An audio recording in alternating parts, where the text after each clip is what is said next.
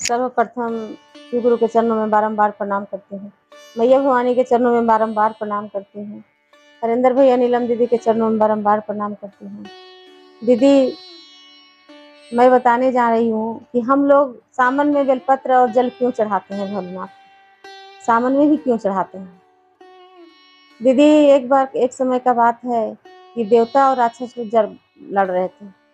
जब बहुत युद्ध हो रहा था तो युद्ध होते होते देवता का वहाँ हार होने लगा। देवता जो थे विष्णु जी का सुमरन करने लगे। जब विष्णु जी के सुमरन करने लगे तो विष्णु जी वहाँ प्रकट हुए और प्रकट होकर के आदेश दिए समुद्र मंथन करने का। दीदी, जब समुद्र मंथन होने लगा तो उससे बहुत कुछ निकला, धन दौलत रुपया पैसा गहना बहुत कुछ निकला, अमृत भी निकला, विष भी निकला। तो सब कुछ ले लिया, लेकिन विष पीने के लिए दीदी कोई तैयार नहीं था। तो दीदी, जब विष पीने के लिए कोई नहीं तैयार था तो वहाँ पर विष्णु जी जो थे शंकर भगवान का सुमिरन करने लगे। जब शंकर भगवान का सुमिरन करने लगे दीदी, तो शंकर भगवान वहाँ पे प्रकट हुए। अब प्रकट हो करके विष जो था शंकर भगवान पी लिए।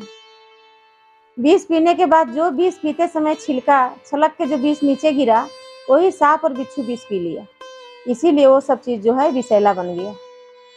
और दीदी, जब शंकर भगवान विष पी लिए, पीने के बाद जो है उनको बहुत ज्यादा बेचैनी होने लगा।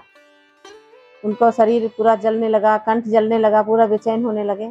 तब जितने भी देवी देवता थे सब उनको गंगा जल से नहलाने लगे, गंगा जल को पिलाने लगे और बेलपत्र को खिलाने लगे।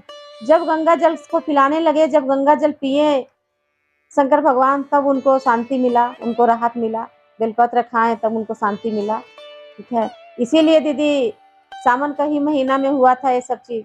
इसीलिए सावन में हम लोग जो है जल और बेलपत्र भोलेनाथ का अर्पित करते हैं, चढ़ाते हैं। इसीलिए उसी